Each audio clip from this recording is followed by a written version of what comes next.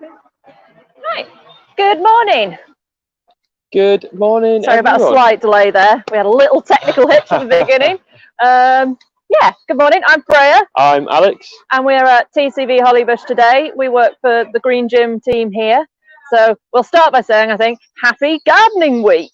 Happy Gardening Week. Yeah, this week is Gardening Week. So hopefully you'll be able to find some resources from TCV telling you how you can get involved in gardening. And yeah, we've got some gardening groups going on at the moment. We've got a little bit of almost a bustling site today, haven't we? It's very.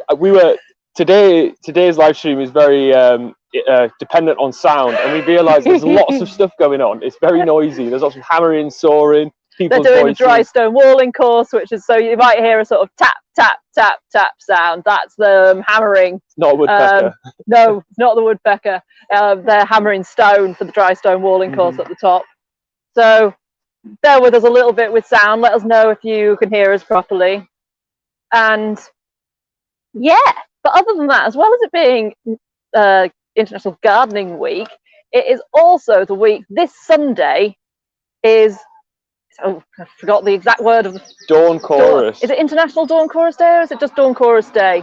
Dawn Chorus Day, which is the first Sunday of every May each year. And that is a campaign to get people really listening to and engaging with something called the Dawn Chorus. So that is a specific type of bird song. So that is, it's at dawn as the. It woke me up this morning. It did. Did it? Yeah. So the name suggests it's at dawn. So what time is it? It's about 5:30 in the morning. It was about 5:30. Yeah. So that's when, at this time of year, the birds are getting really shouty, aren't they? So we're doing this live stream focusing on birds, why we like birds, and bird songs, and how you can use bird songs to identify the different birds. You know, if you hear a bird and you're like, "Oh, what was that bird?" We're going to tell you how you can answer that question. Yeah, we spent quite a bit of time this morning researching different bird songs. A lot of them do sound similar, so there is that, but there are some quite distinct ones that we will go through. Common ones that you will see in your own back garden or green space, hopefully. Yeah. So part of the reason at this time of year that you get so many birds, so the dawn chorus, it's to do with the lengthening days. So you may notice the days are getting significantly longer. You can tell that by the fact that it's 5:30 in the morning when they're starting singing. So what happens is that triggers it's a hormonal response in the bird that is triggered by the lengthening day length, and that makes them sing. Basically, it goes to the larynx, it goes to the voice box, and it makes them sing. It's great. It's like your voice dropping when you're a teenager, but instead of sounding a bit squeaky, they and occasionally going low and occasionally high pitched, they sing songs. Much better sounding than a teenage boy, isn't it? Yeah, I think it'd be a bit more embarrassing if you started breaking out into song. Is that what High School Musical's based off of? So it's for breeding season that birdsong comes in, and the reason it's in May, it's when you start to get the migratory birds, so all the ones that fly to the south for winter, all the ones that sort of go to Africa and things over winter, they're coming back to the UK. We've got all our migratory birds back, we've got all our permanent resident birds, and they're coming into breeding season. The food's out, the days are warm enough that they start to sing, and they're all trying to get a partner, basically. Yeah, they're trying to have little baby birds. Yeah. So you do get a few different calls, actually. You do get other territorial calls and things, but the dawn chorus is focusing sort of on the mating calls, the flirty calls. Yeah, well, we've got in a bit we'll talk about some apps that we've got, but this morning when I've been sat here playing them quite loud off of this tablet, really good. The other birds, so there's a great tit call that I've been playing, and the great tits around here have been responding back. It's really quite nice. You can see them sat up sort of wondering where the sound is coming from, and then singing back in response. So it's really nice. Yeah. So before we move on to the bird songs, we're just going to say what we've got as a setup here. We've got a bird table out, and we've got a bird feeder up here. So what we've done is this morning, I don't know how well it's worked. They're all too busy flirting to think about eating, and we're stood right next to it. We are, yeah. But we're just going to show you like a few things that you can do to encourage birds into your garden at home. So yeah, putting out bird food, that is one thing. If you're putting out bird food, make sure that you're getting a good quality bird food. It is worth getting not the cheapest one. So anything that's really high in wheat, a lot of the birds, the songbirds, don't really eat the wheat. So you end up with loads. You may think it's cheap, but actually you're getting loads of stuff that isn't what you want. So you're actually spending lots of money on a very small amount of the things that the birds want to eat. So we've put a variety of things. We've got sort of sunflower seeds, we've got nigella seeds, we've got mealworms, we've got a bird mix with some suety lumps in it, we've got peanuts, and we've put it on a table and we've put it on the bird feeder because different birds have different styles of eating. So some will land on that and peck, and some will land there, some might land on the floor. If you put it high up, the ground eating birds can then be protected from predators. So we were talking about cats earlier, and sort of the amount that they like to chomp on the nice little songbirds. Because I've been reading a sort of report this morning on just the levels of how many of our native birds are at risk and sort of and in danger, struggling to breed, struggling to survive. So it is important that we do consider how we can garden for them. So the simplest one, put up a bird feeder. And another one, talking about leaving ivy. So having some ivy, that's a great way that you can offer a place for nesting birds. It's sort of deep evergreen foliage that offers a lot of protection, and sort of habitat corridors as well. They sort of fly up there to eat. We get the ducklings coming down from that's one of my favourite little anecdotes about Hollybush, that the ducklings climb the wall through the ivy. And putting in sort of planting, so they putting in, what is it, teasel and things. Really good for goldfinches. And not only planting them, letting them go to seed. And leaving the seed heads. So they're the sort of spiky hedgehoggy things that you want to leave them sort of into the winter, and only clear them when you want to start growing again in the spring, because by leaving them over winter you offer a food source. And planted, so we've got lots of hawthorn over here, we've got sort of various shrubs around the site that produce berries, and also pollinating plants, lots of wildflowers, lots of berry producing shrubs, and let them go to flower and let them go to fruit, because if you prune them too hard, then they don't produce the thing that helps the birds. Well, we were talking about pruning your hedges as well, weren't we, earlier? So between March and August is when it's official bird nesting season. So from the 1st of March to the end of August, it's actually legal to disturb a bird's nest, so that includes like when they're building a nest. It's a wildlife crime. So if you're going to cut your hedge, if you're going to cut a tree down, if you're going to cut your bushes back in your garden or something, you've got to make sure that you're spending, I think they recommend half an hour sort of just sitting and watching and making sure that there's no bird activity, because it can be really, really hard to tell if you've got sort of a even slightly dense hedge. It can be really hard to tell if there's a nest in there, and you're sort of, and the last thing you want to do is cut it back, disturb a nest, break an egg, kill a chick. Can you imagine? Oh, so do be making sure that you're checking for that before you do any garden work, because you pretty much go straight from having to make sure that there's no hedgehogs in it at ground level where they're hibernating to having to make sure that there's no birds nesting in it. Almost like you should always check that you're not disturbing wildlife when you garden, isn't it? Well, I mean, that half an hour of having to look in your hedges, your bushes and stuff, you can practice what we're going to talk about today. So it can be, a very mindful, connecting to nature activity. It benefits the birds because you're not disturbing the nest, but it can also benefit you as well as an individual. And one more feature that we actually did a live stream on a few weeks ago of something you can encourage. Oh, yeah. You want to talk about that one? The pond? Yeah. Okay, so as you can see, we've got our pond over. We've got one just there, and then we've got one in the woodland just amongst those trees there. And that offers a really important source of water, especially, you'll have noticed over the past few months, we've had very, very, very little rainfall. So there's no puddles. There's no puddles anywhere. And areas of small, tiny little ponds in the borders of fields and stuff, they've all dried up. So having a constant water source is really, really important, because a lot of the food that the birds eat, so the dried seeds and stuff, they don't have quite a high water content in the berries. They do, but they're not out at the moment.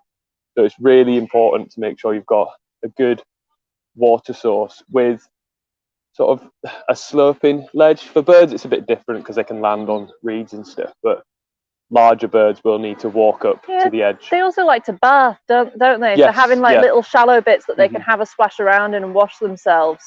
And also that you can see we've got quite a lot of vegetation, so the edge of the pond is quite far out and compared to the small area of open water. So having all of these sort of areas that birds can hide, that they can shelter, so not only can they drink the water, but they feel protected from predators when they're coming down to the water's edge. So yeah, that's a little bit about a pond feature. And if you want some advice on how to make a wildlife pond, we did do a live stream on that. I think Hazel, I should say hello Hazel. So Hazel's in the comments. She's tech support for the live stream. So if you've got any questions, please do bob them in the comments section, and Hazel will try and answer them live. We'll try and see them periodically. We'll come and look at the screen and see if we can answer any questions on the video. And Hazel will share some of the links of the things we're talking about as well in the comments. So yeah, that's a few things you can do to encourage birds in your garden. Oh, bird boxes as well. We did a live stream on building bird boxes, so that's to encourage nesting. But now we're going to talk a little bit about the things that we can do to know what they are. Yeah, so obviously bird ID is, I personally, I think it's really fascinating. Being able to tell what it is that's landing in your garden, eating from your bird feeder from sight is really interesting. But if you can't see them because they're in the hedge or in your neighbour's garden, you can hear them. That's another way that you can ID them. Like I said earlier, a lot of them do sound very similar, so it's quite a steep learning curve. I spent about 5 hours in total just listening to different bird songs and using several different resources, so apps, YouTube, RSPB links, which hopefully will get put in the description. But yeah, it takes time. But the more you do it, obviously, like anything, the better you get at it. We did do a little bit more about bird ID by sight when we did the big garden bird watch in January. So there is a live stream of us doing that where we did a little bit more by sight, and we got quite a lot of nice close-up shots of the birds coming to the bird table. But yeah, today we're focusing on the sounds that they make and listening to these bird songs. And then hopefully you can take this away and maybe listen to the dawn chorus on Sunday if you're awake, or there's loads of them recorded online. Yeah, if you don't want to wake up at 5 on a Sunday. But to be honest, if you leave a window open, like your bedroom window open, it is quite a nice thing to wake up to. Yeah. It's not like a startling, like a cat screaming in your back garden. It's a very gentle, soothing thing. Not like the person that pulls up on my street every morning at like 6:30 and then beeps his horn. I think he picked someone up. Yeah, carpooling. Rude. Yeah. So should we talk about some of the 2 apps that I've got? There's lots of apps on the market. These are free, obviously. So we're recommending these ones because for free apps, they're really quite decent. And if there is, it's highly unlikely there's any international watchers watching. But if you are, we're only going to be IDing common UK garden birds. So apologies. But there's also lots of resources for international birds. For our international audience. Yeah. But the first app that I'm going to be using is called UK Bird Sounds. And it's on, I'm not sure if it's on the Apple marketplace, but it's on the Android marketplace. There's probably loads on the App Store as well. But on the Android marketplace, I've got UK Bird Sounds, and it's free. And it's got, I don't know, I'd say about 100 or so common UK I don't know if birds. you're going to be able, I suspect you're not going to be able to see this, but I'm going to give it a go. Which is, it's got sort of a grid of images of birds. You're probably just going to get some weird stripy thing on the screen. No, I can see. So here we go. So you can see it's got really quite decent pictures. So that's a blue tip there. And then if you click on, make sure the sound's on. So I'm going to go with blue tit and see if we can get one talking back to us. It's on the left.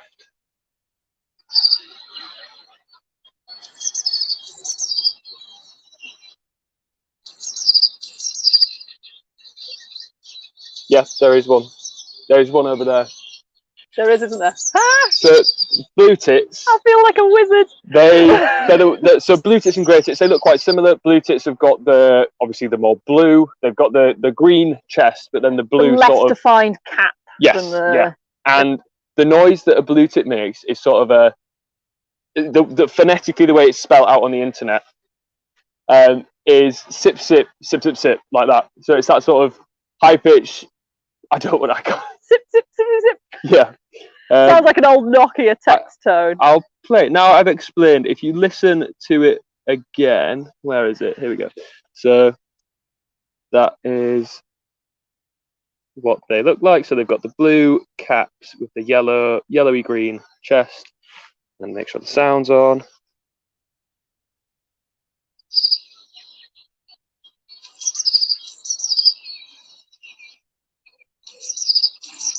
So they've got the two notes at the front.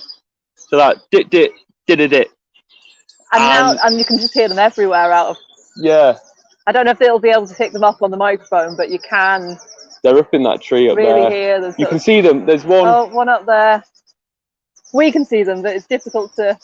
Yeah. There's loads of them, so you can tell it's sort of mate. I reckon these guys don't have a mate yet, and we're flirting with the birds at the moment, which. But so that's. I mean, we'll go back to that app in a second. But another app that I found yesterday, get the camera straight, is sort of the opposite way around. So instead of telling you this is what this bird sounds like, there's another app called BirdNet, which you record the sound on here, and then you grab the sound bite, and it will tell you, to its best guess, what bird it is, and then the link takes you to its Wikipedia page, and then you can listen to the sound of the bird song on the Wikipedia page, and it works really, really well. I'll show it in action here. So the thing that it kept identifying earlier when I was trying to use it was Homo sapien, which means if you talk when it's working, it does identify humans as the song. So I will play. I say we'll stick to blue tit. We won't complicate things. I'll play blue tit.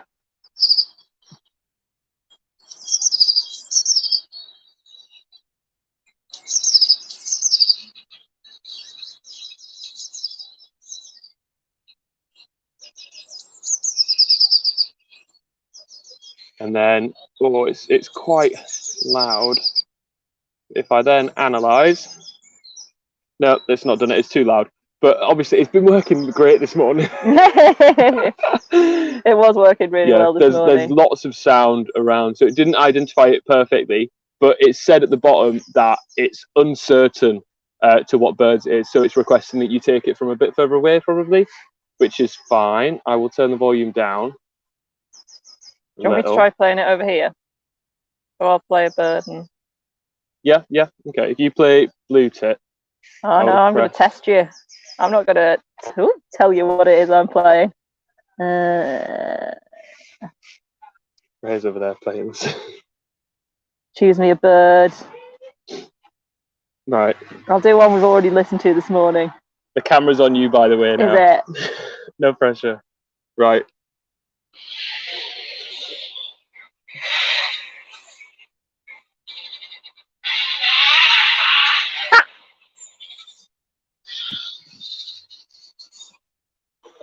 Right, I think I know what that is. Does it begin with a J? It does. Is it a J? It is a J. Yeah, okay, so a J. They make me laugh because they're such beautiful birds. So the J is related to corvid, so it's related to the crows and the magpies and the rooks and things. But they're really beautiful, they're really colourful, but they've still got this sort of really angry, shouty corvid crow. There you go. I selected the sound bite and it has correctly said it was a Eurasian Jay. Excellent. So both Alex and the app got that right. You can either get the app or just send me the soundbite and I'll try my best. I feel like I might try and do a quiz of challenging Alex versus challenging the app. It's very difficult. There's some that are quite easy to tell. So I'll tell you what, if we both go stand up back up next to there for it, we can talk a little bit.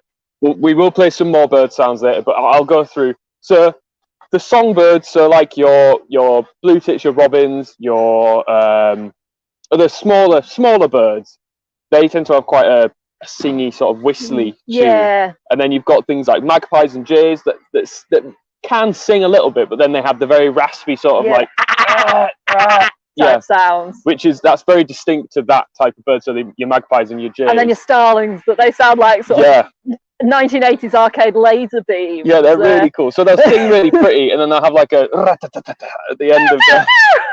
They're really, really cool. And then there's loads. I mean, the pigeons as well. So pigeons, collared doves, rock doves, they all sound quite similar. They've got that sort of coo, coo, but it's the distance between the coos. It's how hard they do them and how loud they do them. And we were talking about how sort of the collared dove earlier. It's like a fancy pigeon. So you've kind of got the offer hoo hoo hoo, and it goes hoo hoo hoo. You can imagine it. We were imagining it with its little top hat and its little monocle. But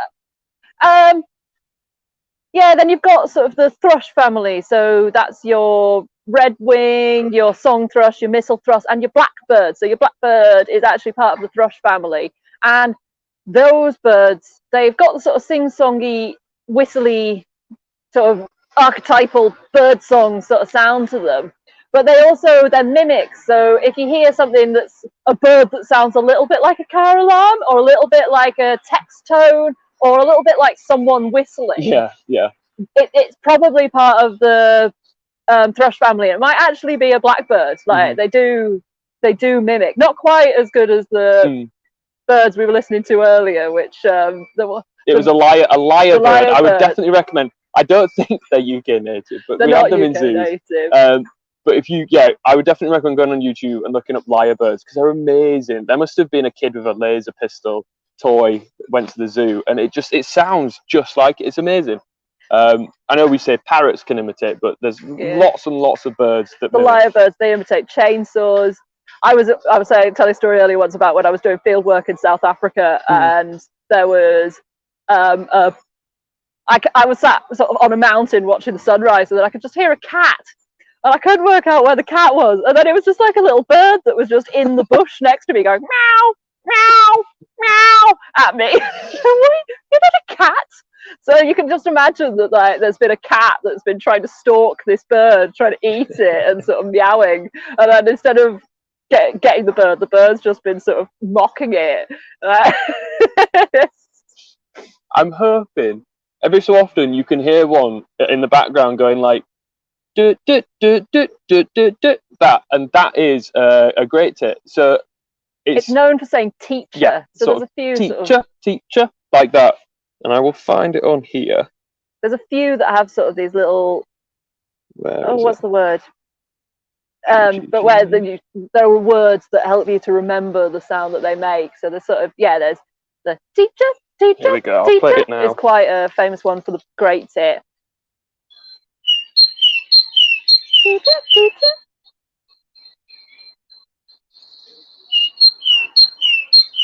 Yeah, to be clear, they don't actually say the words, but the words are a way that can help you remember. Then there's also things like the chiff chaff that says chiff chaff. Oh yeah, I will get that one up as well. Actually, so I spent a while on the RHS. Have quite a good resource. Not the RHS, the RSPB, the Royal Society for Birds. Protection of Birds, rather than the Royal Horticultural Society. They've got quite a good chart that can help bring. So you can look at them. So hopefully Hazel will share that in the comments, where you can look up bird size. You can look up and you can listen to the bird call. And if you've not managed to record the bird call, it's quite a good way of sort of bringing together different features to try and identify a bird. So that's basically what I did. Was I was trying to identify a chiff chaff that I'd sort of seen the underside of in my apple tree at my allotment, and found it. Then as soon as I listened to the sound, it's like, oh yeah, it's just saying chiff chaff. That's what the sound is. This is a chiff chaff, which actually I will show you the picture. Where is it? There you go. They're really pretty. They're really cute. They're sort of small, fat, little round. Got kind of a little, very block colour beige stomach. That's quite. It may not be obvious from the picture, but it is quite the smoothness of the colouring on their chest sound is quite like this.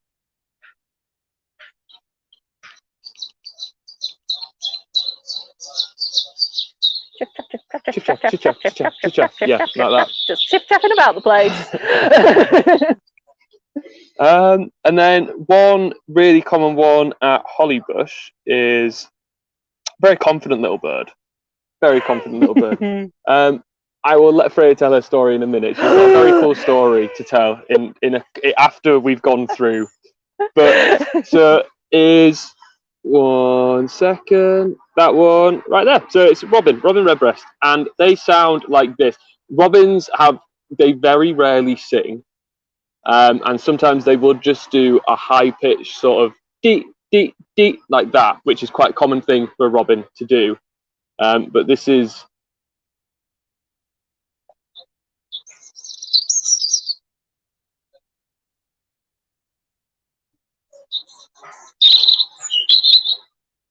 So the way that it's described online is it kind of sounds like sort of almost underwater. So it's got that sort of very sort of mumbled together. Well, they'll start with some high pitched tones and then go into a sort of gargled gurgle in the middle. That's quite lots of different notes, all played very various pitches.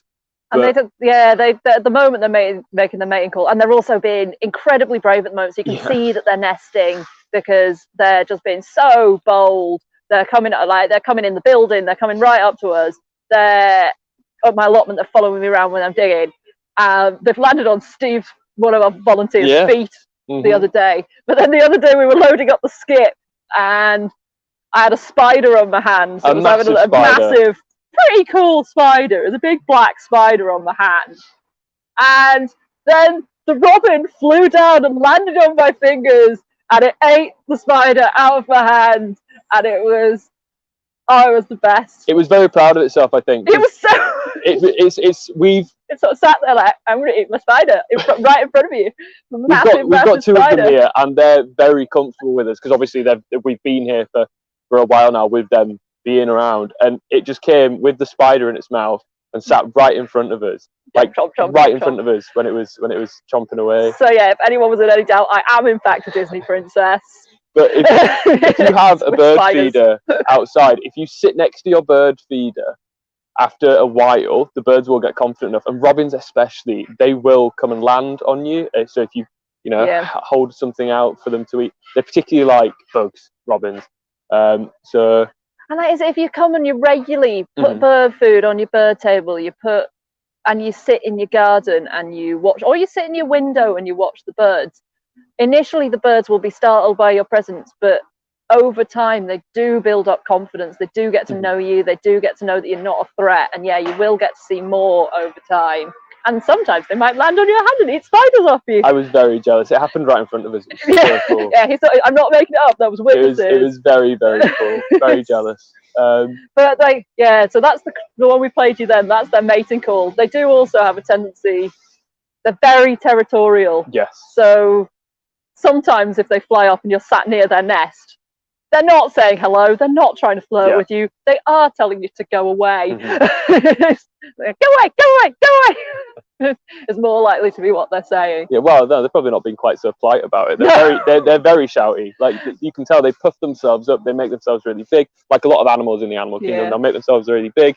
And they'll just fight each other. They're pretty brutal, the robins. You very rarely, if you see two robins together, chances are they're a male and a female, because it's quite a common mistake actually. So the male and the female both have the red breasts. Like they've got very low sexual dimorphism. So the male and the female looks the same. That's what that means. And the only time you can easily tell them apart is they kind of get brood. The females tend to get little bald patches at the end of nesting season where they've been sort of sitting on their nests. But other than that, they're quite hard to differentiate. So if you see two together, the chances are you've got a mating pair. Yeah. Unless they're fighting, and then you've got two territorial males. I think the two that we've got here are a mating pair because they regularly sit in the same tree. I think there's three together. Because there's two that definitely have different territories, and then there's another two that kind of come down. Yeah. So I think we've just got multiple ones, but they're sort of around the learning disability classroom. They're sort of the edge of a territory. Yeah, it's developed a taste for vegan sausage rolls, I think.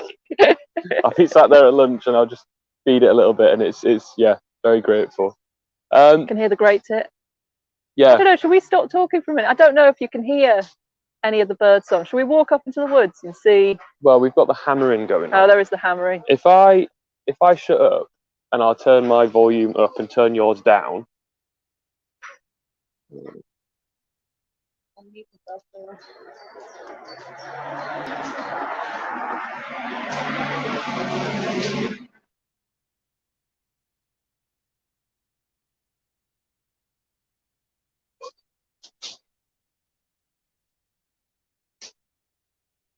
So that sound you can hear now.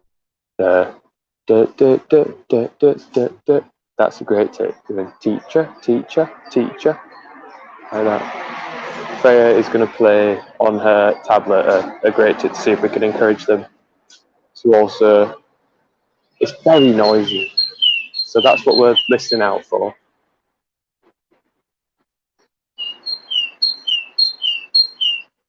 Teacher, teacher, teacher.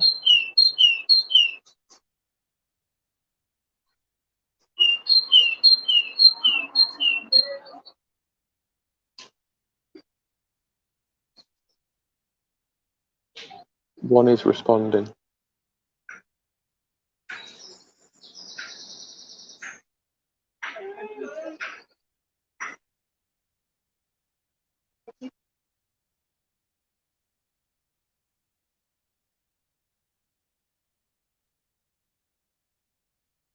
So now we're going to try blue tit, which is the sip, sip, sip, sip, sip, like that, in quick succession. There you go, I tell you, there you go. Show Freya, she's using the iPad. Oh, you can hear it. Sip, sip, sip, sip, sip, like that. She's blue tit.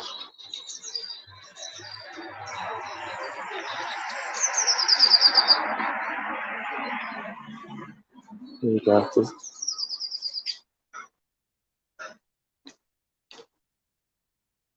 There is one, we can hear it. I don't know if the microphone's picking up. There is one up here that is definitely responding.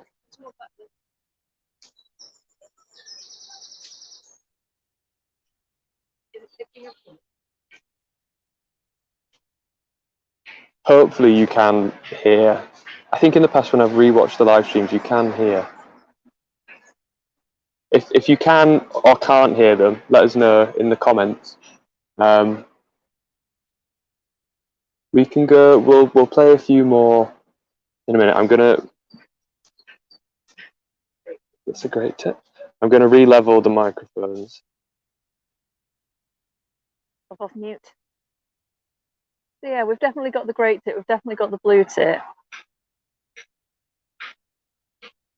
There we go. We can go back to normal. The cameras are leveled. Microphones are leveled. We got some. Hazel is saying, I don't know about the birds at Hollybush, but my cats are definitely responding. So yeah, sorry, we should have given a cat trigger warning. If you have any pets, constant warning. It's quite frustrating when I was going on YouTube and looking for bird song. I was like putting bird song ID and stuff. There were thousands of videos of keep your cats entertained while you're out of the house, play them bird song. So that's what I'm looking for. Trigger their murderous instinct. Yeah. So yeah, I mean, talking of that, there are loads of resources. I found something amazing called Dawn Chorus Radio earlier, where you can just listen to birdsong and just sort of have it playing in the background. It is quite relaxing. It's part of this thing where being out in nature, it's hardwired into a DNA that like listening to nature sounds, seeing the color green, but seeing pictures of nature is good for your mental health. It is good for your well-being. So if you can't get up at dawn, which I don't think I can, and get down to fair burnings and go on their sort of dawn chorus walk, which is a thing that you can do. But if you don't feel up to that, then you can just play it online, and you will get some of the benefits. And yeah, what's the sort of tree bathing thing that is sort of the Japanese word for where you go and lie in forests and sort of basically a meditation, but you lie in forests and sort of bathe in the experience of being in a forest. Yeah. And like just going in the woods and just taking the time to really listen to the bird songs around you, because they sing, you hear most of them at dawn, but really there is a lot the mics probably aren't picking them up, but there are a lot of bird songs going on at the moment. And if you walk in a woodland, even if the road's there, and just focus on the bird song, it's just really relaxing. And I don't know about you, but well, you did more of the study of the bird songs yesterday. It's been quite a relaxing few hours of work. Yeah, I mean, it's a really good skill to have. Just personally, being able to ID things, I think, is a very valuable skill for. It's part of the 5 ways to well-being is learning. It really helps you feel connected, doesn't it? And you do just have to learn. Like, of course, you don't know all the bird songs yet. You do have to listen to them. We're still sort of making mistakes, but you do.